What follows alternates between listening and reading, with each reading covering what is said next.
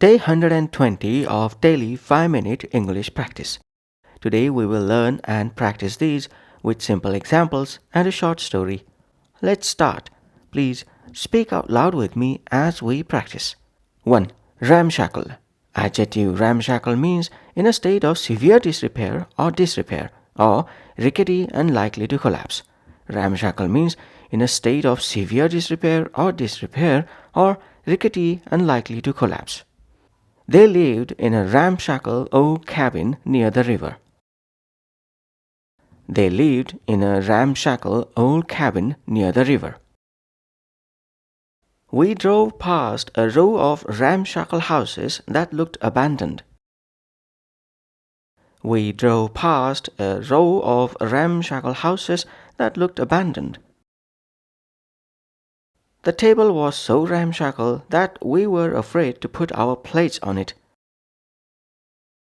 The table was so ramshackle that we were afraid to put our plates on it. 2. Factor in. Phrasal verb factor in means to include a particular element or circumstance in a calculation or consideration. Factor in means to include a particular element or circumstance in a calculation or consideration. You didn't factor in the time it would take to get through traffic. You didn't factor in the time it would take to get through traffic. The company factors in seasonal changes when predicting sales. The company factors in seasonal changes when predicting sales. When we plan the budget, we must factor in the cost of new equipment. When we plan the budget, we must factor in the cost of new equipment.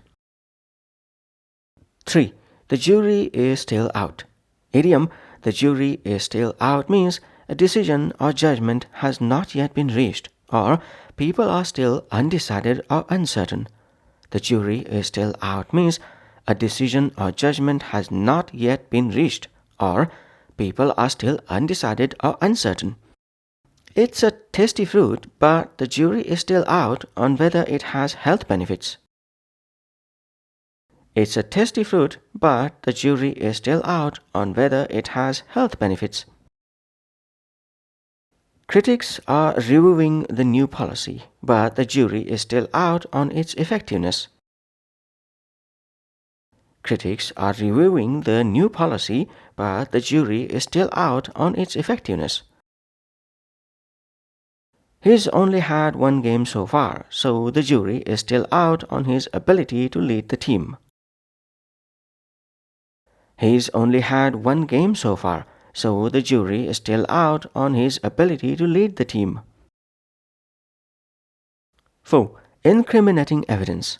Collocation. Incriminating evidence means objects, facts, or information that suggests someone is guilty of a crime or wrongdoing. Incriminating evidence means objects, facts, or information that suggests someone is guilty of a crime or wrongdoing. Mia deleted the emails to destroy any incriminating evidence. Mia deleted the emails to destroy any incriminating evidence. The police found incriminating evidence hidden inside the suspect's safe. The police found incriminating evidence hidden inside the suspect's safe. The video footage provided the prosecution with clear incriminating evidence. The video footage provided the prosecution with clear incriminating evidence. 5. The pot calls the kettle black. Proverb, the pot calls the kettle black means to accuse someone of a fault that the accuser also possesses.